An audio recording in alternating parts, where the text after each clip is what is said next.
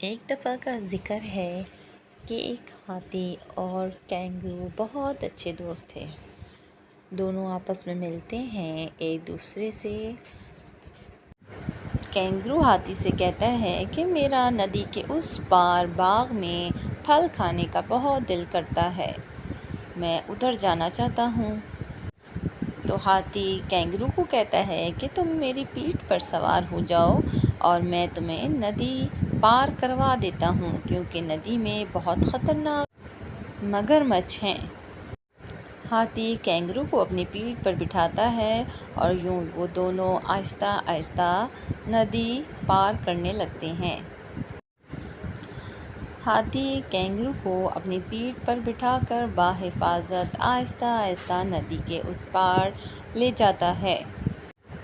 ہاتھی اب کینگرو کو کہتا ہے کہ لو بھائی، میں تو لے آیا تمہیں ندی کے اس پار، اب تم آرام سے یہاں مزے کرو۔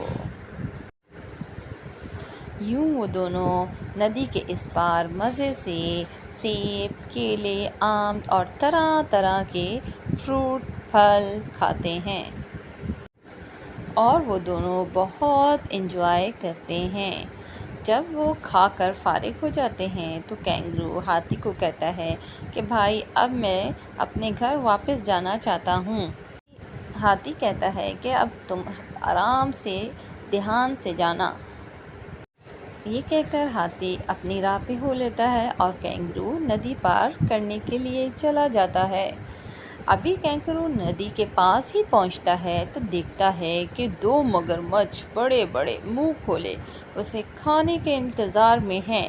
کینگرو یہ دیکھ کر بہت پریشان ہو جاتا ہے اور سوچتا ہے کہ کیا ایسی ترکیب ہو کہ ان سے چھٹکارا حاصل کر لیا جائے۔ کینگرو کو بہت خوف بھی آتا ہے، لیکن وہ سوچتا ہے کہ کیوں نہ میں ان سے کہوں کہ بادشاہ نے مجھے آپ لوگوں کی گنتی کرنے کے لیے بھیجا ہے، آپ سب ایک قطار میں کھڑے ہو جائیں تاکہ میں گنتی کروں اور بادشاہ پھر آپ لوگوں کو کھانا بھجوائیں۔ کینگرو یہ سوچتا ہے اور انہیں کہہ ڈالتا ہے۔ تمام مگرمچھ ایک لائن میں کھڑے ہو جاتے ہیں اور کینگرو فٹافٹ ان کے اوپر سے ندی کراس کر لیتا ہے۔ مگرمچھ یہ دیکھ کر بڑے پریشان ہوتے ہیں کہ اس نے تو ہمیں پاگل بنا دیا اور ندی بھی کراس کر لی اور ہمارا کھانا بھی ہاتھ سے چھوٹ گیا۔